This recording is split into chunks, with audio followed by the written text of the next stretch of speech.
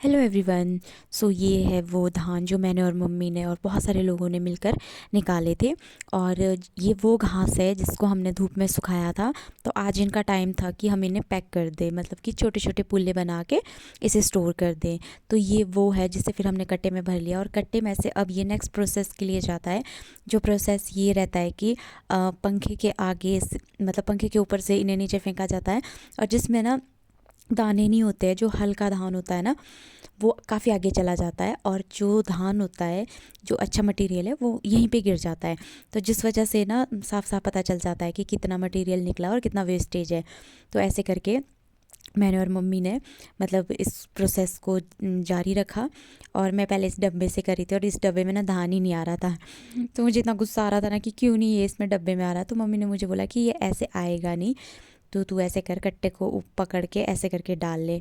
तो फिर मैंने वैसा ही ट्राई किया। वैसे मुझसे नहीं हो पा रहा था ये सारा काम, लेकिन फिर भी मैंने फ़न फ़न में कर लिया कि चलो कोई नहीं, ज़रा ट्राई करते कैसा होता है।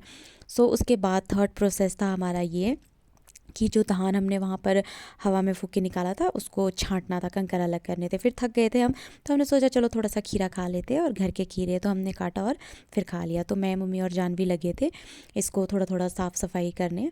और मिल बाँट के ये काम भी हमारा फिनिश हो गया। और उसके बाद हमने पूरा साफ़ सफाई किया। और फिर जो कुछ था हमारे पास यहाँ पे बचा हुआ, वो हमने कट्टे में भरा। और उसके बाद जो त्रिपाल हमने बिछाए थे, उसे मम्मी और जानवी ने मिलकर फिर पैक कर दिया। और पैक करने के बाद अब इन्हें नेक्स्ट ईयर ही निकाला जाएगा, क्योंकि इस साल का धान का सीज़न अब ख़त्म हो चुका है। तो फिर इसके बाद मम्मी ने कहा कि इसे अंदर ले जा। तो मैं आगे इसको पैक करने के लिए, और इसकी पैकिंग होने के बाद ये जाने थे स्टोर रूम में, जहाँ से अभी अगले साल निकलेंगे।